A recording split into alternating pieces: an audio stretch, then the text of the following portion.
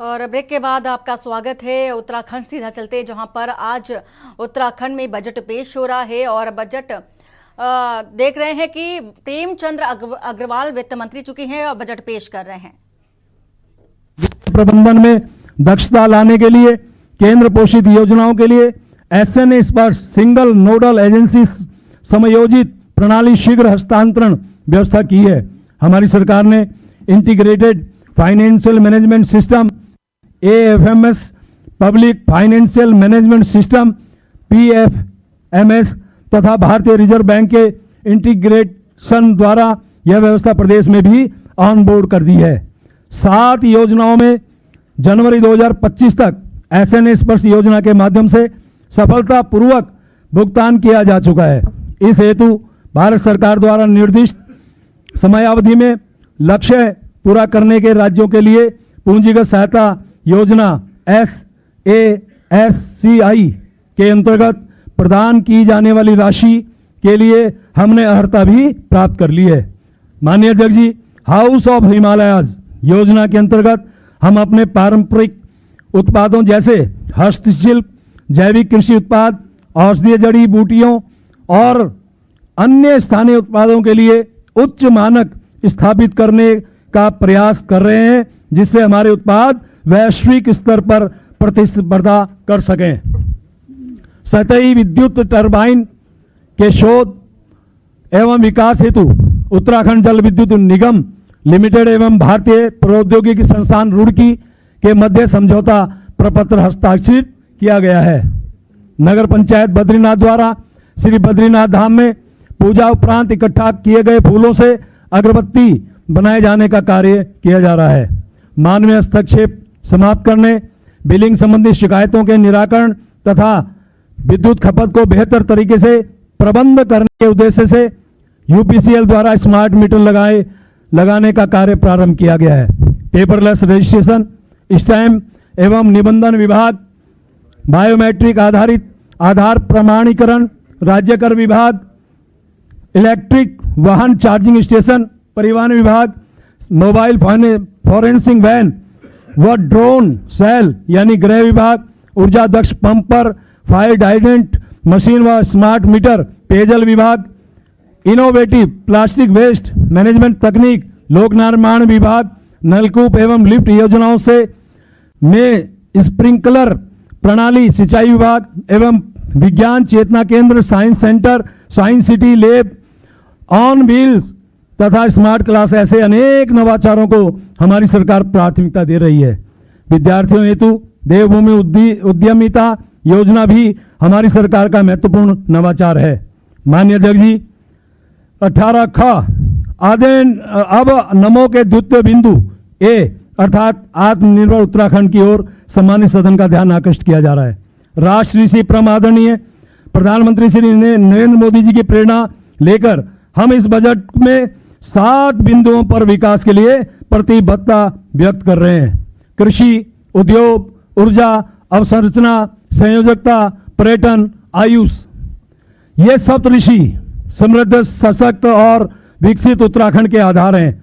माननीय अध्यक्ष जी, इस क्रम में आत्मनिर्भर उत्तराखंड के लिए सर्वप्रथम कृषि क्षेत्र के विकास के लिए किए जा रहे महत्वपूर्ण प्रयासों की ओर ध्यान आकर्षित किया जा रहा है। परम आदरणीय प्रधानमंत्री जी की प्रेरणा से जैविक खेती का विस्तार किया जा रहा है। जैविक खेती भू जल स्तर के संरक्षण में भी सहायक है एवं पर्यावरण व मनुष्य दोनों के स्वास्थ्य के लिए अनुकूल है। श्री अन्न मिलेट के उत्पादन को प्रोत्साहित करने के लिए स्टेट मिलेट मिशन प्रारंभ किया गया है। प्रदेश में 2021-22 में मंडवा समर्थन मूल्य कुल 2,500 प्रति क्विंटल था, जो 2024-25 में रुपए 4200 प्रति क्विंटल हो गया है। इस तरह 2 साल के अंतराल में ही समर्थन मूल्य 68% बढ़ गया है। अन्नदाता प्रेरित होकर मंडवा उत्पादन क्षेत्र भी बढ़ा रहे हैं। हाउस ऑफ हिमालयाज के माध्यम से भी मंडवा उत्पादों को प्रोत्साहन दिया जा रहा है। राज्य एप्पल और कीवी मिशन के तहत तेजी से कार्य किए जा रहे हैं। सेब के उत्पादन में वृद्धि के साथ ही पैकेजिंग और मार्केटिंग की दिशा में भी विशेष प्रयास दिया जा रहा है, विशेष ध्यान दिया जा रहा है। सेब और कीवी उत्पादन में वृद्धि राज्य के राज्य में किसान की आर्थिकी को बढ़ाने में सहायक होंगे। प्रधानमंत्री मत्स्य संपदा योजना के अंतर्गत जनपद उधम सिंह नगर में 2 बृहद प्रोजेक्ट राज्य स्तरीय इंटीग्रेटेड एक्वा पार्क तथा होलसेल फिश मार्केट की स्थापना का कार्य गतिमान है। माननीय सहकारिता मंत्री भारत सरकार द्वारा बद्री गाय घी की लॉन्चिंग की गई है। बद्री गाय घी के प्रचार प्रसार के साथ साथ बद्री गाय घी की जीआई टैगिंग कराई जा रही है। यह कदम हमारे गौपालकों के प्रयासों को बड़े अवसर प्रदान करेगा। माननीय अध्यक्ष जी, हमारी सरकार द्वारा एरोमेटिक सेक्टर के विकास द्वारा किसानों की आय बढ़ाने की कार्यनीति बनाई गई है। कृषि क्षेत्र के विकास के लिए अनेक नवाचार किए जा रहे हैं। इसके साथ ही उत्पादन से लेकर विपणन तक सहायता व मार्गदर्शन प्राप्त करने की व्यवस्था बनाई गई है। बीज, खाद, उपकरण आदि पर सब्सिडी दी जा रही है। आदरणीय अध्यक्ष जी, अब दूसरा बिंदु उद्योग की ओर ध्यान आकर्षित किया जा रहा है। हमारी सरकार द्वारा स्टार्टअप व एमएसएमई अनुकूल इकोसिस्टम बनाने का प्रयास किया जा रहा है। औद्योगिक परिवेश में सुधार के लिए हमारी सरकार की कुछ उपलब्धियों का पूर्व में उल्लेख किया गया है। हमारी सरकार औद्योगिक क्षेत्र के विकास के लिए सतत प्रयत्नशील है। इसी क्रम में सिडकुल द्वारा किए जा रहे महत्वपूर्ण प्रयासों का यहाँ उल्लेख किया जा रहा है। उद्योगों को आधारभूत ढांचा उपलब्ध कराने के लिए हरिद्वार औद्योगिक क्षेत्र में 194 करोड़ रुपए की लागत से फ्लैटिड फैक्ट्री का निर्माण किया जा रहा है। इससे छोटे उद्यमी मशीनरी लगाकर सीधे उत्पादन शुरू कर सकेंगे। फ्लैटिड फैक्ट्री सेलाकुई एवं पंतनगर की भी स्वीकृति प्रदान कर दी गई है। पंतनगर औद्योगिक क्षेत्र में 6.38 एकड़ भूमि पर वेयर हाउस का निर्माण किया जा रहा है। यह परियोजना उद्योगों द्वारा वेयर हाउस की बढ़ती हुई मांग को पूरा करने के दृष्टिगत महत्वपूर्ण मानी जा रही है। काशीपुर में 133 एकड़ भूमि पर इलेक्ट्रॉनिक मैन्युफैक्चरिंग क्लस्टर तथा 40 एकड़ भूमि पर एक एरोमा पार्क विकसित किया जा रहा है। सितारगंज फेज 2 में लगभग 40 एकड़ भूमि में प्लास्टिक पार्क विकसित किया जा रहा है। 80 एकड़ भूमि में खानपुर इंडस्ट्रियल एस्टेट का कार्य गतिमान है। इस बजट में औद्योगिक परिवेश को प्रोत्साहित करने के लिए प्रदेश के सूक्ष्म, लघु एवं मध्यम उद्यमों को सहायता हेतु 50 करोड़ रुपया, मेगा इंडस्ट्रियल मेगा टेक्सटाइल नीति हेतु 35 करोड़ तथा प्रमोशन ऑफ इन्वेस्टमेंट स्टार्टअप और एंटरप्रीनियोरशिप योजना हेतु 30 करोड़ सहित अनेक महत्वपूर्ण प्रावधान किए गए हैं। अध्यक्ष जी, तीसरे बिंदु ऊर्जा की ओर ध्यान आकर्षित किया जा रहा है। ऊर्जा सेक्टर के संबंध में सरकार परियोजना निर्माण में आ रही कठिनाई को दूर करने तथा निर्माणाधीन परियोजनाओं को तीव्रता से संपादित करने पर विशेष ध्यान दे रही है। ऊर्जा क्षेत्र में किए जा रहे कुछ महत्वपूर्ण प्रयासों की ओर ध्यान आकर्षित किया जा रहा है। मध्य महेश्वर लघु जल विद्युत परियोजना 15 मेगावाट का कार्य पूर्ण कर सितंबर 2024 से विद्युत उत्पादन किया जा रहा है। डगरानी विद्युत गृह के एक मशीन रिंगमैन यूनिट RMU कार्य चालू वित्तीय वर्ष में पूर्ण होने की संभावना है। माननीय अध्यक्ष जी, उत्तराखंड जल विद्युत निगम लिमिटेड द्वारा battery energy storage scheme BESS की 3 परियोजनाएं मार्च 2026 तक पूर्ण किए जाने का लक्ष्य है। उत्तराखंड पावर कॉर्पोरेशन लिमिटेड द्वारा राज्य में अत्याधुनिक automated demand response system ADRX की स्थापना की जा रही है, जिससे ग्रिड से ओवरड्रॉल की स्थिति पर नियंत्रण किया जाना संभव हो सकेगा। Power transmission corporation of Uttarakhand PITCUL द्वारा वित्तीय वर्ष 2024 में अनेक महत्वपूर्ण परियोजनाओं को पूर्ण किया गया है। बाह्य सहायता 6 परियोजनाओं लगभग 520.36 करोड़ के निर्माण हेतु अनुबंध किए गए हैं। इसके अतिरिक्त कुछ प्रमुख उपलब्धियों का उल्लेख किया जा रहा है। 132 केवी भाजपुर काशीपुर लाइन एवं 132 केवी लोहाघाट पिथौरागढ़ लाइन का कार्य पूर्ण किया गया है। 132 केवी काशीपुर बाजपुर लाइन के द्वितीय सर्किट की स्ट्रिंगिंग का कार्य पूर्ण किया गया है। 220 केवी सब स्टेशन बरम पिथौरागढ़ को ऊर्जीकृत किया गया है। 132 केवी सब स्टेशन भूपतवाला हरिद्वार पर 40 MVA ट्रांसफार्मर लगाकर क्षमता वृद्धि की गई है। यह ग्रीष्म ऋतु में हरिद्वार क्षेत्र में ओवरलोडिंग की समस्या के समाधान की दिशा में महत्वपूर्ण कदम है। 132 केवी सब स्टेशन पर 132 केवी की BAY का निर्माण किया गया है। आदरणीय अध्यक्ष जी, हमारा प्रदेश वैकल्पिक ऊर्जा के क्षेत्र में प्रगति कर रहा है। सरकारी भवनों को सौर ऊर्जा से आच्छादित किया जा रहा है। PM सूर्य घर योजना के क्रियान्वयन में हमारा राज्य अग्रणी राज्यों में है। योजना के अंतर्गत वर्तमान में 47 मेगावाट क्षमता के कुल 13,168 रूफटॉप सोलर संयंत्र स्थापित किए जा चुके हैं। अध्यक्ष जी, अब चतुर्थ बिंदु अवसंरचना विकास की ओर ध्यान आकृष्ट किया जा रहा है। अवसंरचना अर्थव्यवस्था की रीढ़ होती है। अवसंरचना में निवेश करना आत्मनिर्भर और अग्रणी उत्तराखंड की कुंजी है। हम गुणवत्तापूर्ण अवसंरचना का निर्माण वर्तमान के साथ साथ भविष्य की आवश्यकता को ध्यान में रखते हुए कर रहे हैं। हमारी सरकार अवसंरचनात्मक विकास के लिए विशेष प्रयास कर रही है। कुछ प्रयासों का यहाँ उल्लेख किया जा रहा है। उत्तराखंड सेवा क्षेत्र नीति 2024 का उद्देश्य चिन्हित क्षेत्रों में निवेश आकर्षित करते हुए आर्थिक विकास बढ़ावा देना है। आधारभूत अवसंरचना के क्षेत्र में हम बड़ी परियोजनाओं के लिए गंभीरता से प्रयास कर रहे हैं। इस संबंध में उत्तराखंड अवसंरचना एवं निवेश विकास बोर्ड UIIDB द्वारा विकसित किए जा रहे शारदा व गंगा कॉरिडोर महत्वपूर्ण हैं। इन परियोजनाओं से धार्मिक सांस्कृतिक पर्यटन के साथ स्थानीय आर्थिकी भी मजबूत होगी।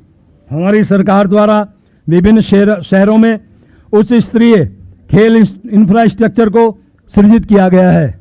भविष्य की आवश्यकता के दृष्टिगत देहरादून में रिस्पना और बिंदाल नदियों पर 4 लेन एलिवेटेड रोड का निर्माण, देहरादून मसूरी संयोजकता, देहरादून रिंग रोड आदि परियोजनाओं के लिए हमारी सरकार गंभीरता से विचार कर रही है। आधारभूत अवसंरचना को समर्पित अनेक महत्वपूर्ण प्रावधान इस बजट में किए गए हैं। मेगा प्रोजेक्ट योजना अंतर्गत 500 करोड़, जमरानी बांध परियोजना हेतु 625 करोड़, सौंग परियोजना हेतु 75 करोड़, लखवाड़ परियोजना हेतु 285 करोड़, राज्यों के लिए विशेष पूंजीगत सहायता SASCI योजना के अंतर्गत 1500 करोड़, जल जीवन मिशन हेतु समग्र रूप में 1843 करोड़ 44 लाख रुपया, नगरीय पेयजल सतसान योजना का निर्माण हेतु 100 करोड़ रुपया, अनुसूचित जाति बाहुल्य क्षेत्रों में अवस्थापना सुविधाओं का विकास योजना अंतर्गत 60 करोड़ रुपया तथा अल्पसंख्यक बाहुल्य क्षेत्रों में विकास संबंधी निर्माण हेतु 8 करोड़ का प्रावधान किया जा रहा है। अध्यक्ष जी, 5वां बिंदु संयोजकता की ओर ध्यान आकृष्ट किया जा रहा है। यह किसी अर्थव्यवस्था को गति देने का प्रभावी माध्यम है। इस संदर्भ में राज्य में सड़क व हवाई कनेक्टिविटी से जुड़े इंफ्रास्ट्रक्चर को मजबूत करने की दिशा में किए जा रहे कुछ प्रयासों की ओर ध्यान आकृष्ट किया जा रहा है। आप देख रहे हैं के न्यूज, खबरों का सारथी। उत्तराखंड विधानसभा, जहां वित्त मंत्री प्रेमचंद अग्रवाल उत्तराखंड का बागेश्वर एवं देहरादून मसूरी के मध्य हवाई सेवा प्रारंभ करने की कार्रवाई गतिमान है। माननीय अध्यक्ष जी, संयोजकताओं को समर्पित अनेक महत्वपूर्ण प्रावधान इस बजट में किए गए हैं। पूंजीगत मद में लोक निर्माण विभाग के अंतर्गत लगभग 1,268 करोड़ 70 लाख रुपया, ग्राम्य विकास के अंतर्गत PMGSY हेतु 1,065 करोड़ रुपया, नागरिक उड्डयन विभाग के अंतर्गत लगभग 36 करोड़ 88 लाख रुपया तथा बस अड्डों के लिए निर्माण हेतु समग्र रूप में 15 करोड़ रुपए का प्रावधान किया जा रहा है। इसके अतिरिक्त लोक निर्माण विभाग में राजस्व मद में भी सड़क अनुरक्षण आदि के लिए लगभग 900 करोड़ का प्रावधान किया जा रहा है।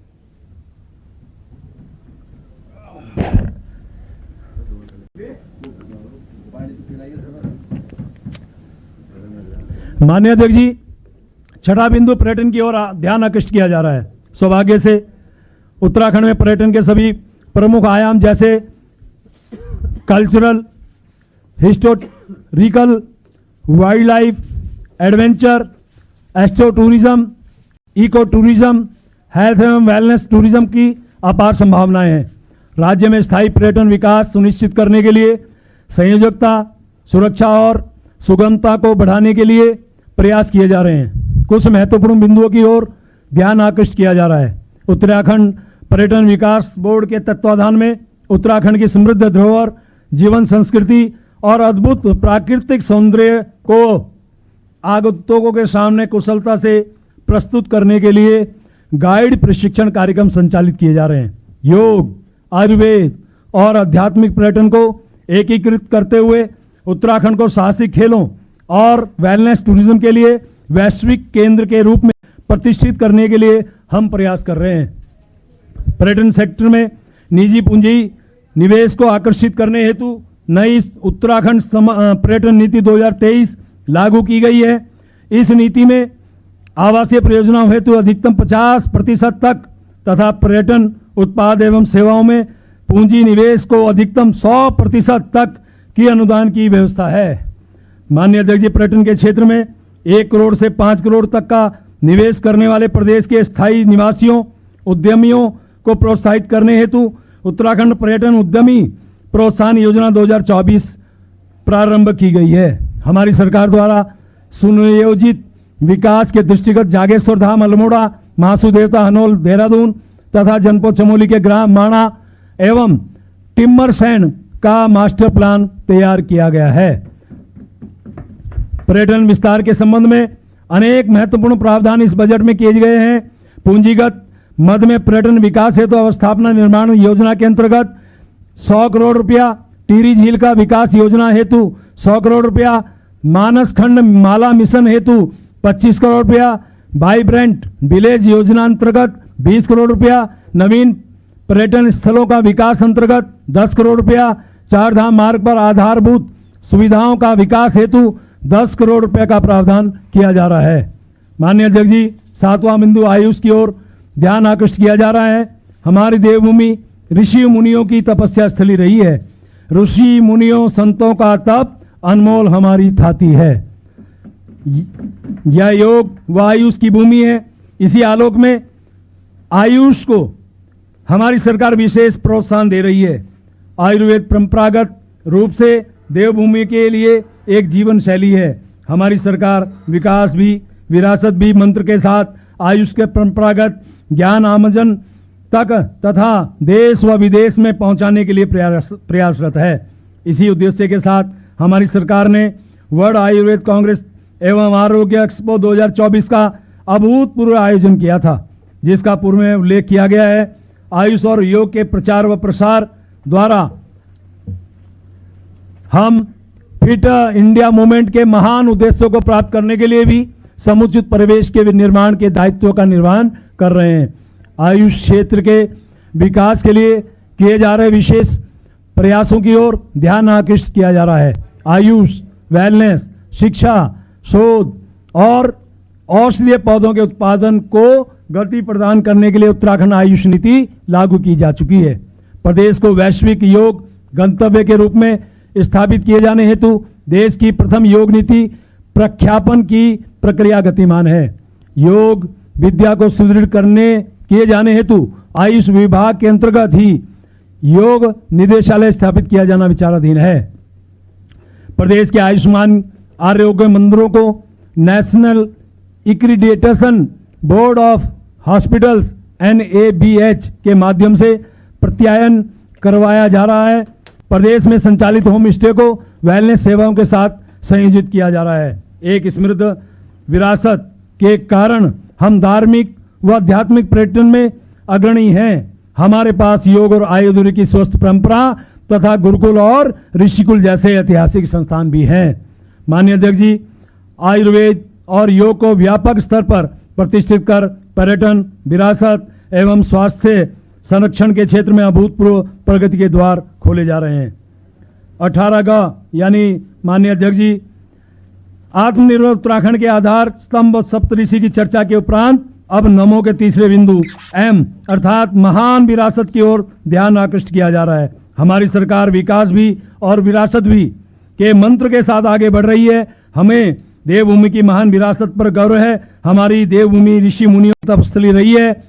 भूमि देवों की, नदी और मेघों की, संकल्पों की हो रही सिद्धि, अर्थव्यवस्था में आ रही समृद्धि। विकास और विरासत भी हमारा एक विजन है जो देवभूमि के संतुलित विकास, आत्मनिर्भरता और समृद्धि की अवधारणा को प्रशस्त करता है।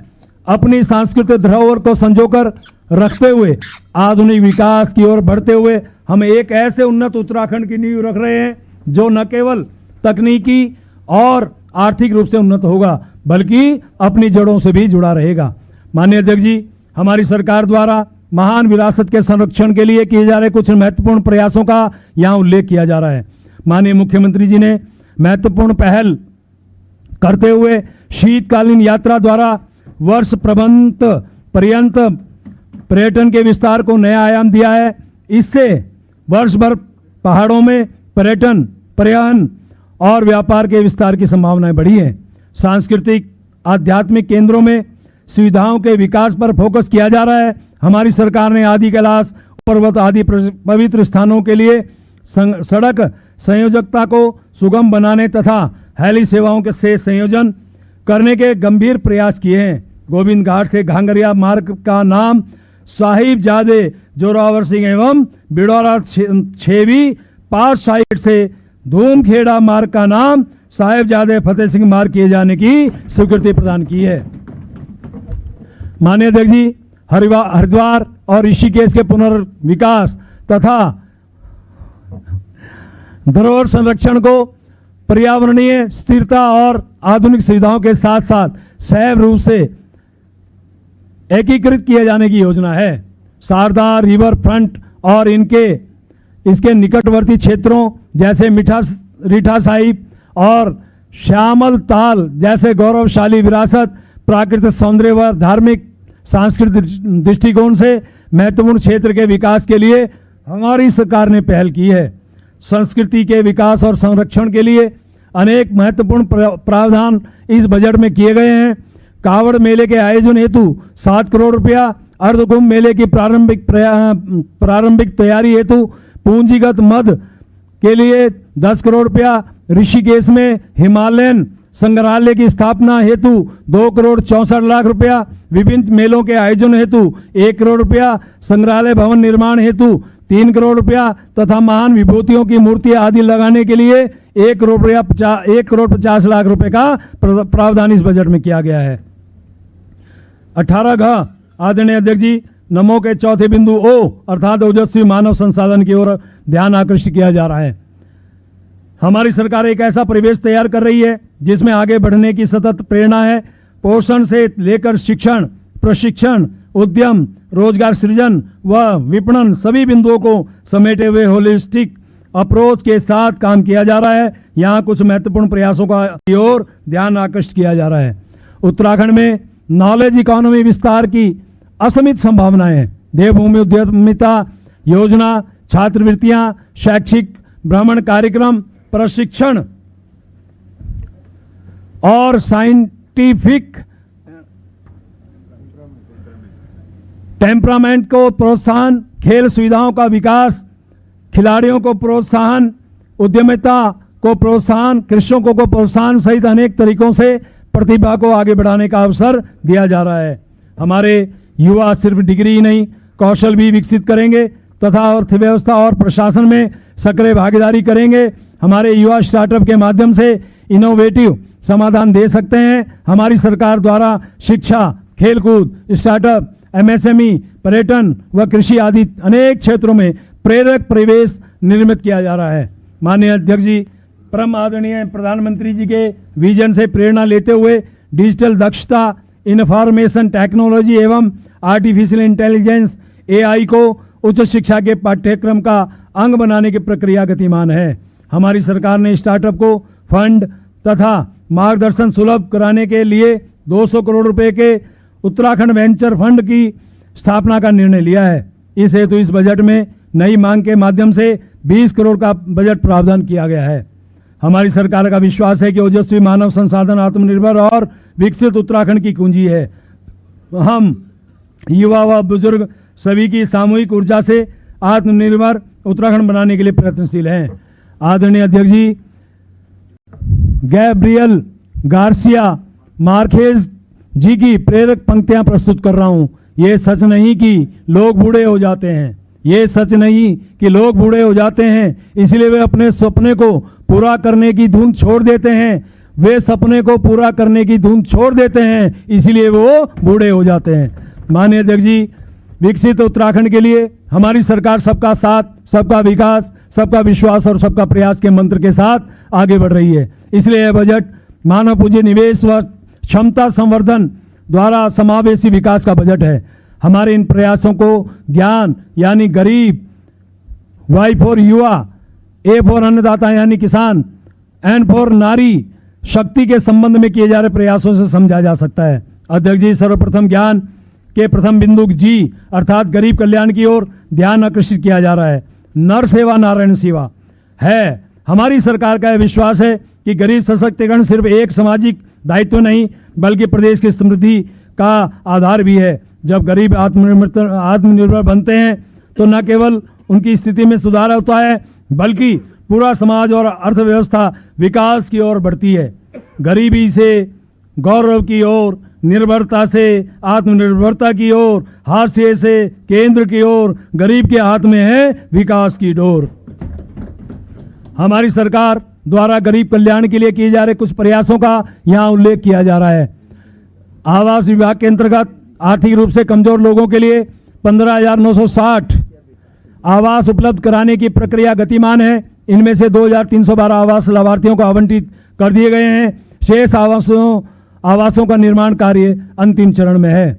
प्रधानमंत्री जनजातीय आदिवासी न्याय महाअभियान PM जनमन के अंतर्गत 1344 आवासों को पूर्ण कराया जा चुका है। शेष 213 आवासों को पूर्ण किया जाने की प्रक्रिया गतिमान है। राष्ट्रीय खाद्य सुरक्षा योजना के अंतर्गत 12,14,708 प्राथमिक परिवार राशन कार्ड धारकों को 5 किलोग्राम खाद्यान्न प्रति यूनिट प्रति माह तथा अंत्योदय के 1,84,108 राशन कार्ड धारकों को 35 किलोग्राम खाद्यान्न प्रति राशन कार्ड प्रति माह निःशुल्क उपलब्ध कराया जा रहा है। इसके अतिरिक्त राज्य खाद्य योजना के अंतर्गत 9,94,993 कार्ड धारकों को 7.5 किलोग्राम चावल 11 रुपये प्रति किलोग्राम की दर से प्रति राशन कार्ड प्रति माह उपलब्ध कराया जा रहा है। जून 2024 में मुख्यमंत्री नमक पोषण योजना का शुभारंभ किया गया है। योजना अंतर्गत कुल 13,98,816 राशन कार्ड धारक लाभान्वित हो रहे हैं। मुख्यमंत्री अंत्योदय निःशुल्क गैस रिफिल योजना के अंतर्गत 3 गैस सिलेंडर रिफिल की निःशुल्क सुविधा 1,84,108 अंत्योदय राशन कार्ड धारकों को दिया जा रहा है।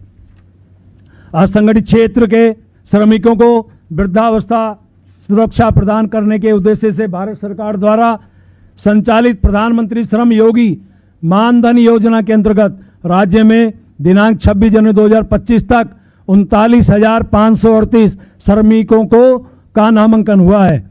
18 राज्य चिकित्सालयों में अटल आयुष्मान उत्तराखंड योजना के अंतर्गत गोल्डन कार्ड धारकों एवं BPL रोगियों को निःशुल्क डायलिसिस की सुविधा प्रदान की जा रही है। समाज कल्याण विभाग के तत्वावधान में जनपद बागेश्वर, चमोली एवं उत्तरकाशी में वृद्धाश्रम संचालित है एवं देहरादून में आदर्श वृद्धाश्रम संचालित किए जाने की कार्रवाई गतिमान है। जनपद अल्मोड़ा एवं चंपावत में वृद्धाश्रम का निर्माण कार्य गतिमान है। समाज कल्याण विभाग द्वारा लगभग 5,61,306 वृद्धजनों, 2,19,651 निराश्रित विधवाओं, 93,184 दिव्यांगों, 27,494 किसानों एवं 7,431 प्रत्यक्त निराश्रित महिलाओं को मासिक रूप से पेंशन दी जा रही है। माननीय मुख्यमंत्री महोदय द्वारा 3 दिसंबर 2024 से विभागीय वृद्धावस्था पेंशन योजना में 59 वर्ष 6 माह की आयु से ही आवेदन पत्र प्राप्त किए जाने की प्रक्रिया का शुभारंभ किया गया है, जिससे 60 वर्ष की आयु पूर्ण करते ही पात्र वृद्धजनों की पेंशन प्रारंभ होने की का मार्ग प्रशस्त हो सके। उद्योग विभाग के तत्वावधान में शिल्पी बुनकरों का संरक्षण एवं संवर्धन हेतु 285 व्यक्तियों को शिल्पी पेंशन दी जा रही है। औद्योगिक संस्थानों में दैनिक वेतन भोगियों एवं श्रमिकों की आवास संबंधी समस्या के निराकरण हेतु हरिद्वार में 1.13 एकड़ भूमि पर रेंट बेस्ड एकोमोडेशन का निर्माण कार्य प्रारंभ किया गया है। आदरणीय अध्यक्ष जी, इस बजट में गरीब कल्याण हेतु कई महत्वपूर्ण वित्तीय प्रावधान किए गए हैं। यहाँ कुछ प्रमुख प्रावधानों की ओर ध्यान आकृष्ट किया जा रहा है। सामाजिक सुरक्षा के अंतर्गत विभिन्न पेंशन योजनाओं हेतु लगभग रुपए 1,811 करोड़ 66 लाख रुपया, विभिन्न योजनाओं में सब्सिडी हेतु लगभग 918 करोड़ 92 लाख, अन्नपूर्ति योजना अंतर्गत 600 करोड़, प्रधानमंत्री आवास योजना ग्रामीण हेतु समग्र रूप से लगभग 207 करोड़ 18 लाख, प्रधानमंत्री आवास योजना शहरी हेतु समग्र रूप से लगभग 54 करोड़ 12 लाख रुपया, ईडब्ल्यूएस आवासों हेतु अनुदान 25 करोड़ रुपया, परिवहन निगम की बसों में निर्धारित श्रेणी के यात्रियों हेतु निःशुल्क यात्रा की सुविधा हेतु 40 करोड़ रुपया, राज्य खाद्यान्न योजना हेतु 10 करोड़ रुपया, खाद्य सुरक्षा योजना के अंतर्गत प्राथमिक तथा अंत्योदय राशन कार्ड धारकों को सस्ती दरों पर नमक उपलब्ध कराने हेतु लगभग 34 करोड़ 36 लाख रुपया, निर्धन परिवारों हेतु रसोई गैस पर अनुदान हेतु 55 करोड़ रुपया तथा पर्यावरण मित्र बीमा हेतु 2 करोड़ रुपए का प्रावधान किया जा रहा है। आदरणीय अध्यक्ष जी, ज्ञान के दूसरे बिंदु वाई अर्थात युवा की सक्रिय और रचनात्मक भागीदारी प्रदेश की विकास की नींव है। शिक्षा, खेलकूद, कौशल विकास, उद्यमिता और रोजगार सृजन को केंद्र में रखकर युवा शक्ति के लिए उम्मीदों से परिपूर्ण परिवेश का निर्माण किया जा रहा है।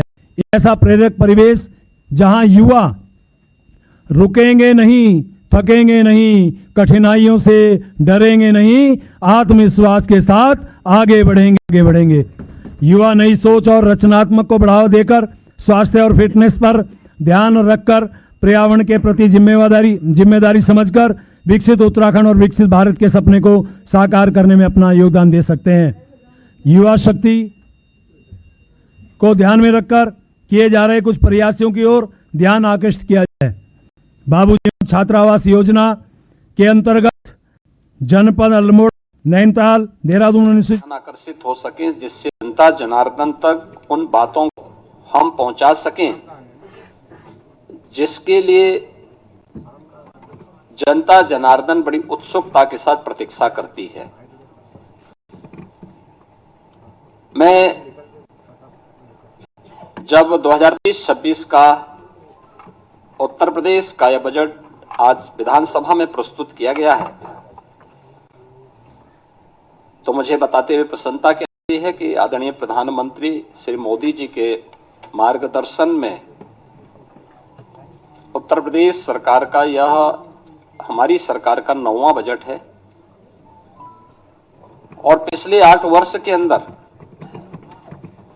जो कुछ भी सरकार ने कदम बढ़ाए हैं, उत्तर प्रदेश के लिए उठाए हैं, उसके अच्छे परिणाम हम सबके सामने देखने को मिले हैं। मैं इस बजट के प्रस्तुतिकरण के लिए वित्त मंत्री सुरेश खन्ना जी को और वित्त विभाग के अपर मुख्य सचिव समेत उन सभी अधिकारी और कर्मचारियों को हृदय से धन्यवाद देना चाहूंगा, जिन्होंने अथक परिश्रम से उत्तर प्रदेश की आशा और आकांक्षाओं के अनुरूप इस बजट को आज सदन के पटल पर प्रस्तुत किया है। यह वर्ष हमारे लिए बहुत महत्वपूर्ण है। देश के संविधान को लागू होने का यह अमृत महोत्सव वर्ष भी है और साथ साथ उत्तर प्रदेश की स्थापना का भी यह अमृत महोत्सव वर्ष है। ये दोनों कार्य जनवरी 1950 में हुए थे और इसलिए 75 वर्ष की शानदार यात्रा के साथ आगामी 25 वर्ष की हमारी क्या योजना हो सकती है, उसका एक रोड मैप तैयार करने के लिए बजट अत्यंत महत्वपूर्ण है।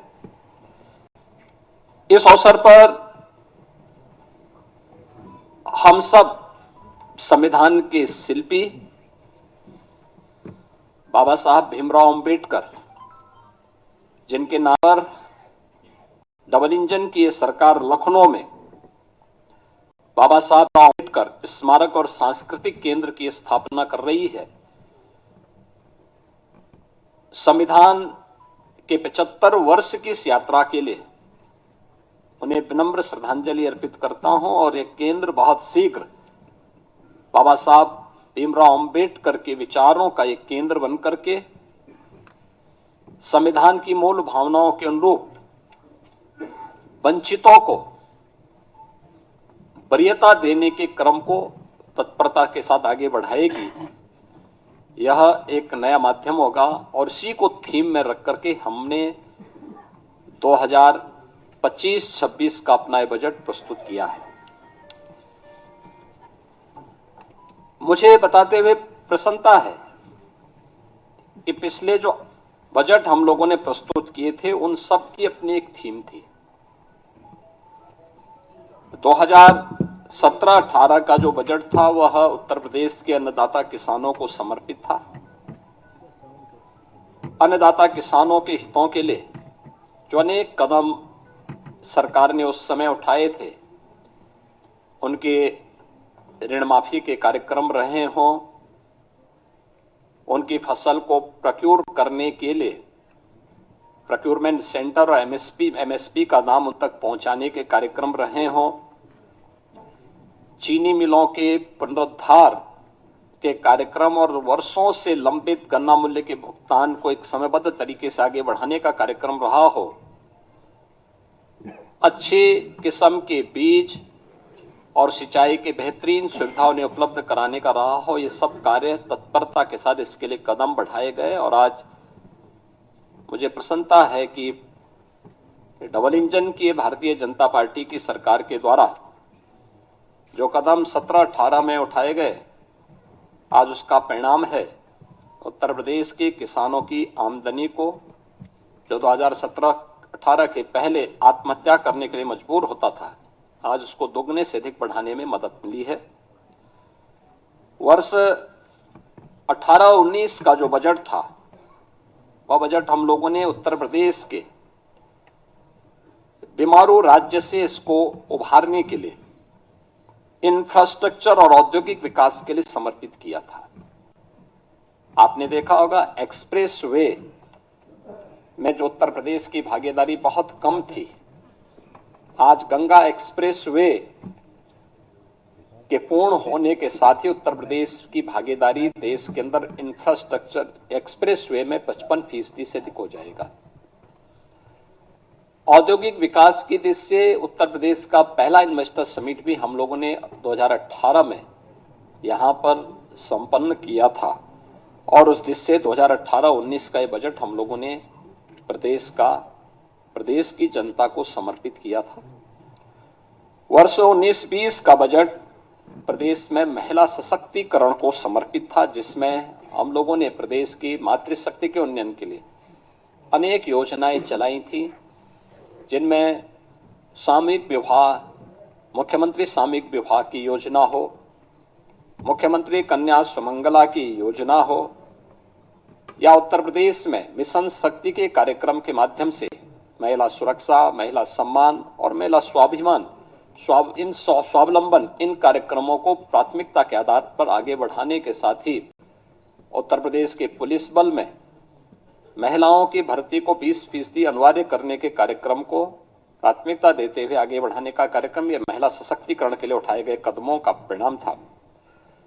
वर्ष 2020-21 का बजट हम लोगों ने उत्तर प्रदेश के युवाओं को और उनके लिए अधिक से अधिक एम्प्लॉयमेंट बढ़ाने के लिए समर्पित किया था और इसमें 2 करोड़ युवाओं को टैबलेट और स्मार्टफोन के माध्यम से तकनीकी दृष्टि से सक्षम बनाने के कार्यक्रम को आगे बढ़ाने, अनेक अन्य कार्यक्रमों को इस दृष्टि से हम लोगों ने प्रदेश की जनता जनार्दन के लिए समर्पित, युवाओं को समर्पित किया था।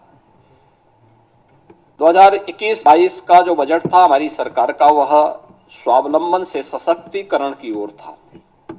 एमएसएमई की योजनाओं के माध्यम से प्रदेश के परंपरागत जो उत्पाद थे उनको प्राथमिकता देते हुए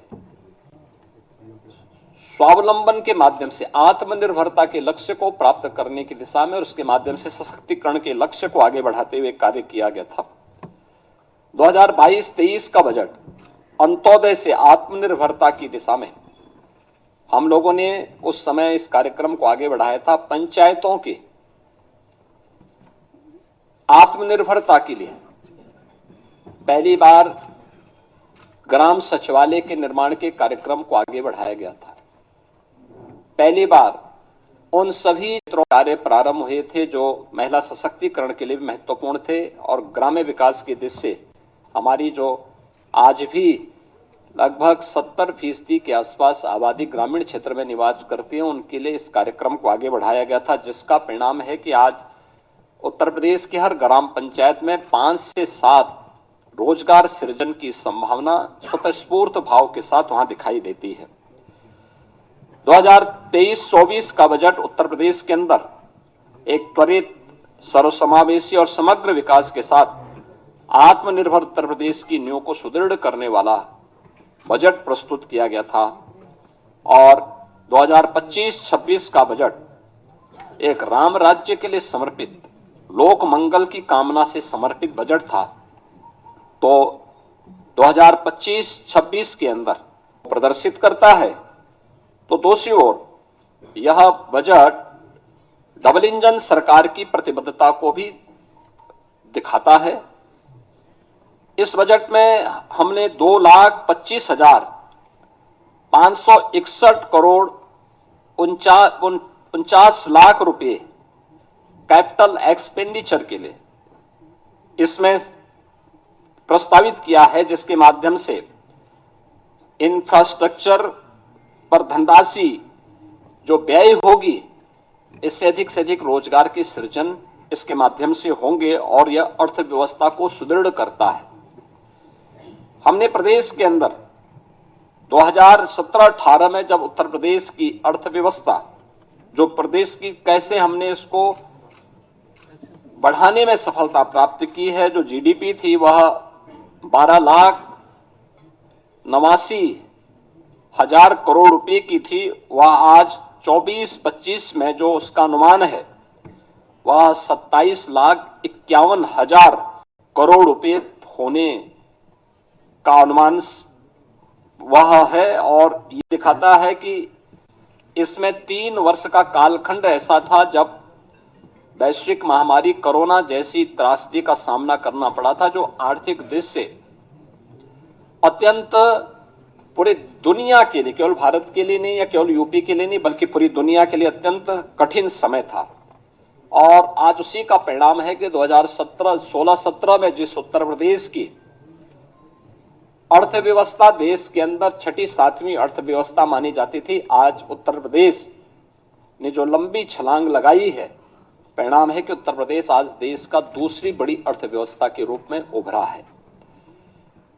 उत्तर प्रदेश के अंदर इसके लिए हमें रेवेन्यू लीकेजेज को समाप्त करने पड़े थे। टेक्नोलॉजी का अधिक से अधिक उपयोग किया गया था। हमें प्रदेश के अंदर राजस्व प्राप्ति के अपने नए साधन उपलब्ध करवाने पड़े थे। और मुझे बताते हुए प्रसन्नता है कि आज उत्तर प्रदेश ने जो कदम उठाए हैं 22-23 हो, 23-24 हो या 24-25 के दौरान देश के सभी राज्यों में उत्तर प्रदेश का अपना एक महत्वपूर्ण स्थान रहा है। और हम लोगों ने अपने राजस्व प्राप्ति करने के लिए जो कदम बढ़ाए हैं वह अत्यंत सराहनीय माने गए हैं पूरे देश के अंदर, और वित्तीय क्षेत्र के जानकारों ने उसकी सराहना भी की है। मुझे बताते हुए प्रसन्नता है कि आज का जो बजट प्रस्तुत किया गया है, यह बजट जो कुल राजकोषीय घाटा है वह सकल राज्य उत्पाद का, यानी जो FRBM की जो लिमिट है रिजर्व बैंक ने घोषित की है 3% के अंदर, वह 2.97% है। और यह एक वित्तीय प्रबंधन की दृष्टि से एक बेहतरीन कदम माना जा सकता है। राज्य सरकार का बहुत व्यवस्थित वित्तीय प्रबंधन इसको मान सकते हैं। राजकोषीय अनुशासन का भी एक उत्कृष्ट उदाहरण यह अपने आप में है। मुझे ये बताते हुए प्रसन्नता है कि जो नीति आयोग के द्वारा राज्यों की राजकोषीय स्थिति के संबंध में जो उनकी रिपोर्ट आई है, रिपोर्ट के अनुसार भी उत्तर प्रदेश को फ्रंट रनर यानी अग्रणी राज्य के रूप श्रेणी में रखा गया है। यह पहली बार आया है। 2018-19 से 2022-23 की अवधि में जो प्रदेश का जो फिजिकल हेल्थ इंडेक्स है वह 8.9 अंकों में इसमें बढ़ोतरी हुई है। व्यय की गुणवत्ता में सुधार हुआ है। 18 में 13वीं अवधि में पूंजीगत जो व्यय था वह 8.8% से 19.3% के मध्य रहा है। और इस अवधि में यह अनुपात देश के प्रमुख राज्यों में औसत अनुपात से जो एवरेज रेशियो था उससे अधिक यूपी का रहा है। प्रदेश ने इस दौरान बेरोजगारी की दर को कम करने में सफलता प्राप्त की है और अत्यधिक रोजगार के सृजन करने में भी प्रदेश ने सफलता प्राप्त की है। उत्तर प्रदेश ने इस दौरान जो कदम बढ़ाए हैं खासतौर पर अपने परंपरागत उत्पाद के लिए MSME सेक्टर पर वन डिस्ट्रिक्ट वन प्रोडक्ट ने पूरे देश के अंदर अपनी एक पहचान बनाई है। लगातार प्रयासों से प्रदेश ने पिछले 8 वर्षों में 45 लाख करोड़ रुपए के निवेश प्रस्ताव प्राप्त किए हैं, जिनमें से अब तक हम लोग 15 लाख करोड़ रुपए से अधिक के निवेश प्रस्ताव को जमीनी धरातल पर उतारने में हमें सफलता प्राप्त हुई है। और इसके माध्यम से हमने 60 लाख से अधिक उत्तर प्रदेश के युवाओं को सीधे नौकरी प्रदान करने में भी सफलता प्राप्त की है। हमने बजट में इस बार के बजट में 28,478 करोड़ और 31 लाख रुपए नई मदों के लिए हमने प्रावधानित किया है, जिसमें अवस्थापना विकास के लिए 1,79,131 करोड़ 4 लाख रुपए प्रस्तावित किया है, जो कुल बजट का 22% है। इसमें ऊर्जा क्षेत्र के लिए, सिंचाई के लिए, भारी और मध्यम उद्योग के लिए, नगर विकास के लिए, आवास एवं शहरी नियोजन के लिए और नागरिक उड्डयन के लिए यानी एयर कनेक्टिविटी को और बेहतर बनाने के लिए यह कदम बढ़ाए गए हैं। शिक्षा क्षेत्र में कुल बजट का उत्तर प्रदेश के अंदर शिक्षा के लिए 1,06,360 करोड़ रुपए का प्रावधान किया गया है, यानी जो कुल बजट का 13% है। आप देखते होंगे कि अक्सर शिक्षा के लिए 6% बजट की मांग होती है।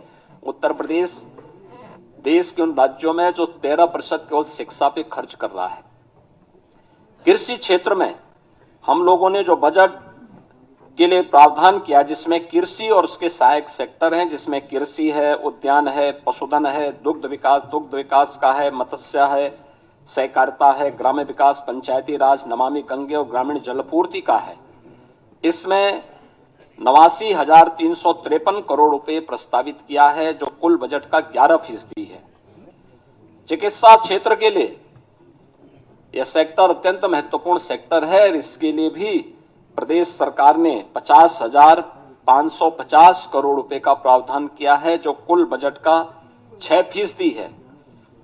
इसी प्रकार से हम लोगों ने जो यूनियन बजट में जो अभी केंद्रीय बजट जो देश की संसद में अभी पारित हुआ है, इसमें प्रत्येक जनपद में कैंसर डे केयर सेंटर की घोषणा की गई है और इसके लिए उत्तर प्रदेश सरकार ने अपने प्रस्ताव को भी किया है और बजट में हमने उसके लिए आवश्यक धनराशि की व्यवस्था भी की है कि जिससे हर एक जनपद में हम एक पहले ही फेज में कैंसर रोगियों के लिए डे केयर सेंटर की स्थापना करने की दिशा में कदम बढ़ा सकें, या हम लोगों ने इस दिशा में आगे बढ़ाया है।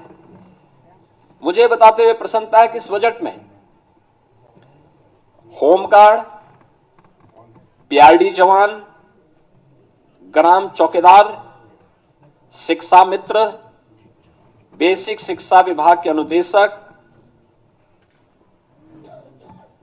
आशा वर्कर, आंगनबाड़ी, एएनएम और संविदा से जुड़े हुए उन सभी कार्मिकों को जितने भी स्वच्छता के कार्यक्रम के साथ जुड़े हुए कार्मिक हैं, इन सभी कार्मिकों को हम लोगों ने अनिवार्य रूप से 5 लाख रुपए के आयुष्मान भारत का कवर हर वर्ष देने की एक बड़ी योजना को भी आज के इस बजट में उसका प्रावधान किया है और इसमें 5 लाख रुपए तक की उनको निःशुल्क स्वास्थ्य की सुविधा उत्तर प्रदेश में मुख्यमंत्री जन आरोग्य योजना के माध्यम से देने की घोषणा इसमें की गई है। मुझे बताते हुए प्रसन्नता है कि समाज कल्याण विभाग के लिए बजट में 35,863 करोड़ रुपए की व्यवस्था की गई है, जिसमें अनुसूचित जाति, जनजाति, पिछड़ा वर्ग, दिव्यांगजन सशक्तिकरण, महिला और बाल विकास के लिए यह धनराशि उपयोग में आएगी। छात्रवृत्ति के लिए 4,720 करोड़ रुपए की व्यवस्था की गई है और निर्धन व्यक्तियों की पुत्रियों की शादी के लिए 900 करोड़ रुपए की व्यवस्था और सामाजिक पेंशन के लिए जो व्यवस्था की जाती है उसमें 13,448 करोड़ रुपए का प्रावधान इसमें किया गया है। मित्रों, इंफ्रास्ट्रक्चर के लिए अब उत्तर प्रदेश अपने एक सुदृढ़ रेवेन्यू सरप्लस स्टेट के माध्यम से बीमारू राज्य नहीं है। डबल इंजन की सरकार ने 8 वर्ष में जो सामूहिक रूप से प्रयास आगे बढ़ाए थे, आज उसका परिणाम है कि हम भारत की डेवलपमेंट में ग्रोथ इंजन की भूमिका के रूप में एक प्रगतिशील राज्य के रूप में आगे बढ़े हैं। इस बार हमने बजट में 4 नए एक्सप्रेसवे की भी घोषणा की है, जिसमें आगरा लखनऊ एक्सप्रेसवे से गंगा एक्सप्रेसवे से आगरा लखनऊ एक्सप्रेसवे तक यानी बाया हरदोई फर्रुखाबाद तक, इसको हम लोगों ने एक तो इसके लिए बजट का प्रावधान किया है। दूसरा, गंगा एक्सप्रेसवे को प्रयागराज से मिर्जापुर, वाराणसी, चंदौली और पूर्वांचल एक्सप्रेसवे के साथ जोड़ते हुए फिर पूर्वांचल एक्सप्रेसवे को इसी मार्ग से ले जाते हुए शक्तिनगर सोनभद्र तक जोड़ने के लिए भी एक घोषणा इसके साथ हम लोगों ने की है, जिसमें विंध्य एक्सप्रेसवे के रूप में हम इसको जोड़ने जा रहे हैं। गंगा एक्सप्रेसवे को मेरठ से हरिद्वार तक जोड़ने के लिए भी हम लोगों ने इसमें आज के इस बजट में इसके लिए धनराशि की व्यवस्था की है और गंगा एक्सप्रेसवे को ही हम लोगों ने बुंदेलखंड एक्सप्रेसवे के साथ जोड़ने के लिए भी धनराशि की व्यवस्था आज के इस बजट में प्रस्तावित की है। प्रयागराज में महाकुंभ के अवसर पर इस बार हमारे जो अनुभव रहे हैं उसको देखते हुए हम लोगों को ये अनुभव हुआ है कि वहां पे आवागमन को और सुगम बनाने के लिए 2 नए ब्रिजेज बनाने बहुत आवश्यक हैं। एक शास्त्री ब्रिज के साथ पैरेलल गंगा नदी के ऊपर और एक यमुना नदी के ऊपर जो नैनी में सिग्नेचर ब्रिज है उसके पैरेलल एक नए ब्रिज बनाने के लिए इसके लिए भी धनराशि की व्यवस्था हमने यहां पर की है। मुझे बताते हुए प्रसन्नता है कि मॉडर्न टेक्नोलॉजी में लखनऊ को आर्टिफिशियल इंटेलिजेंस के एक केंद्र के रूप में, एक हब के रूप में विकसित करने के लिए भी धनराशि की व्यवस्था यहां पर की गई है। इसके अलावा प्रदेश के अंदर प्रत्येक मंडल स्तर पर प्रदेश सरकार ने एक एक कन्वेंशन सेंटर, ये कन्वेंशन सेंटर जो भी हमारे बनेंगे, जिसमें बड़े पैमाने पर हम लोग वहां के सार्वजनिक कार्यक्रमों को आयोजित कर सकेंगे, इनके निर्माण के लिए हम लोगों ने धनराशि का प्रावधान किया है। और ये सभी नगर निगमों में, खासतौर पर प्रदेश के अंदर सभी नगर निगमों में और खासतौर पर उन नगर जो हमारे कमिश्नरी हेडक्वार्टर हैं, उन पे पहले चरण में हम इसको करने जा रहे हैं। प्रत्येक ग्राम पंचायत में एक उत्सव भवन बनाने के कार्यक्रम को भी बजट में प्रावधान किया गया, जिसमें शादी ब्याह के हैं, कोई मांगलिक कार्यक्रम है, कोई सार्वजनिक कार्यक्रम ग्राम पंचायत स्तर पर करने हो, तो यह एक नई उपलब्धि ग्राम पंचायतों को उपलब्ध करवाई गई है। यह कार्यक्रम भी हम उसको आगे बढ़ाने के लिए, इस कार्यक्रम को भी हम उसके साथ जोड़ने जा रहे हैं। इससे रोजगार का भी सृजन होगा और ग्राम पंचायत को, उसी ग्राम पंचायत में तमाम प्रकार की सुविधाएं उसके माध्यम से मिलेंगी। मुझे बताते हुए प्रसन्नता है कि डबल इंजन सरकार के द्वारा प्रधानमंत्री मोदी जी के नेतृत्व में पिछले 8 वर्ष के अंदर प्रदेश के अंदर उठाए गए कदमों का परिणाम है कि उत्तर प्रदेश में 6 करोड़ लोगों को गरीबी रेखा से ऊपर उठ करके एक सामान्य जीवन यापन करने का एक सुगम मार्ग इस डबल इंजन सरकार ने प्रशस्त किया है। और इस बार गरीबी पर पूरी तरह उसका उन्मूलन करने के लिए सरकार ने जो यूनियन बजट में भी अभी हाल ही में जो बजट प्रस्तुत किया गया, उस बजट की जो थीम है वह भी प्रधानमंत्री मोदी जी ने उसमें जो महत्वपूर्ण प्रावधान किए हैं वह वही एक की $5 ट्रिलियन की इकोनॉमी बनने के लिए भारत के लिए आवश्यक है कि वह जीरो पॉवर्टी के लक्ष्य को प्राप्त करे। और उत्तर प्रदेश देश की आबादी का सबसे बड़ा राज्य है, सबसे बड़ा चैलेंज हमारे सामने है। हमारा सर्वे लगभग पूरा हो चुका है और हमने बजट में उसके लिए प्रावधान किए हैं, दोनों प्रकार के प्रावधान किए हैं। एक,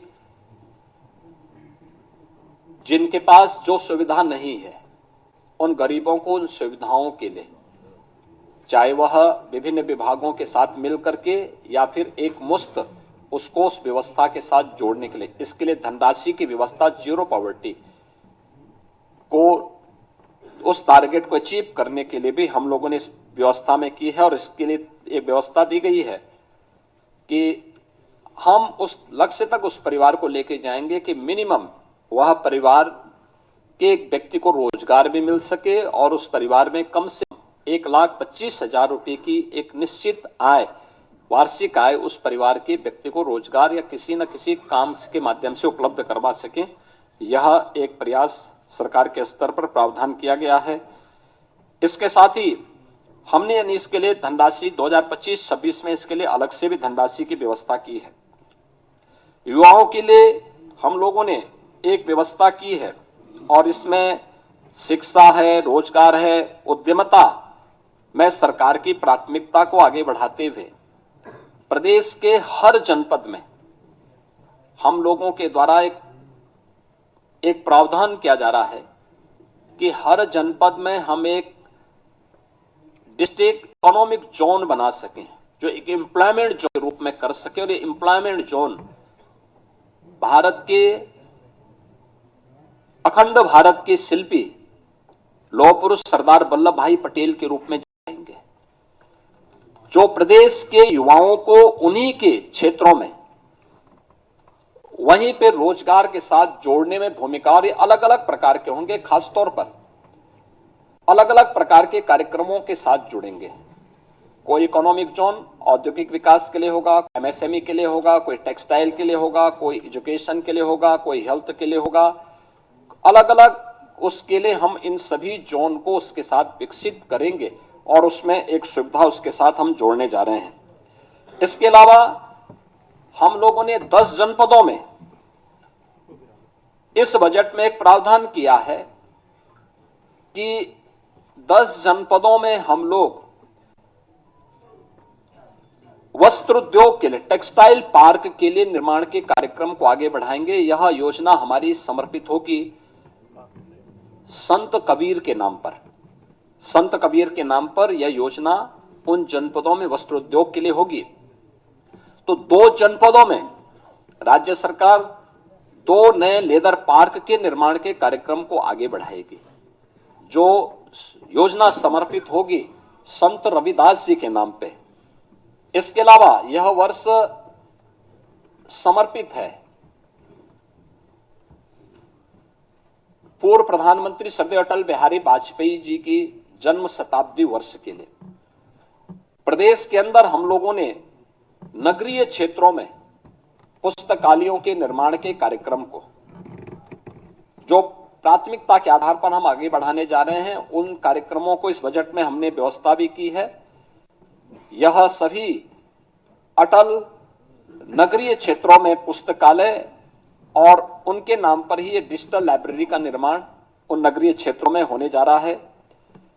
इसके अलावा बजट में एक और चीज का प्रावधान किया गया है कि प्रदेश के अंदर आउटसोर्सिंग से जुड़े हुए जितने भी कार्मिक होंगे, उनके न्यूनतम मजदूरी को सुनिश्चित करने के लिए प्रदेश के अंदर हम लोगों ने एक व्यवस्था की है कि वह एक व्यवस्था के साथ हम लोग करने जा रहे हैं कि जिससे एक हम लोग प्रदेश के अंदर ही उस प्रकार की एक व्यवस्था करेंगे कि जिससे न्यूनतम पारिश्रमिक उन कार्मिकों को 16,000 से लेकर के 18,000 के दायरे में सीधे उनके अकाउंट में मिल सके।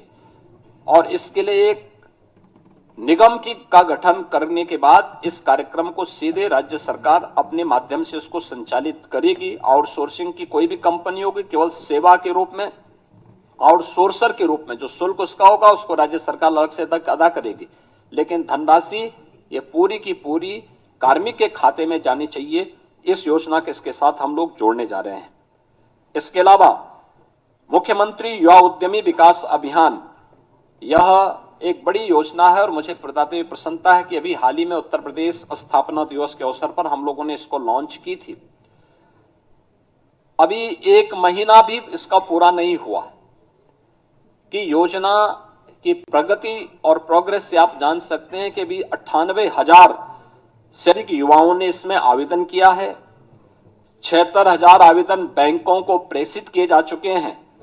16,000 मामलों में ऋण स्वीकृत हो चुके हैं। 6,000 ऋण वितरित भी किए जा चुके हैं। और आगामी वर्ष के लिए हम लोगों ने फिर से 1 लाख ऐसे युवा उद्यमी के लिए भी धनराशि की व्यवस्था राज्य के बजट में की है। 1,000 करोड़ रुपए की बजट की व्यवस्था इसके साथ हम लोगों ने की है। उत्तर प्रदेश वानिकी के क्षेत्र में हम लोगों ने काफी प्रगति की, यानी वन आच्छादन उत्तर प्रदेश के अंदर बढ़ा है। और वन आच्छादन बढ़ाने के जिस लक्ष्य को देश के अंदर जिन राज्यों ने सर्वाधिक प्रगति की है, पिछले 8 वर्ष में हमारी सरकार ने 210 करोड़ वृक्षारोपण के बृहत लक्ष्य को प्राप्त किया है। गत वर्ष देश के अंदर एक पेड़ मां के नाम, इस कार्यक्रम को हमने बहुत अच्छे ढंग से आगे बढ़ाया था, जिसमें 36 करोड़ से अधिक वृक्षारोपण के कार्यक्रम को हम लोगों ने आगे बढ़ाया। इस पे रिसर्च के लिए एक नए विश्वविद्यालय की स्थापना के लिए और साथ साथ वानिकी विश्वविद्यालय के साथ साथ वो औद्यानिक भी बन सके, यानी औद्यानिक उसको भी हम आगे प्रमोट कर सकें, इसके लिए एक विश्वविद्यालय के निर्माण के लिए भी हम लोगों ने धनराशि की व्यवस्था इसमें की है। और यह कार्यक्रम अब आप देख रहे हैं के न्यूज़, खबरों का सारथी।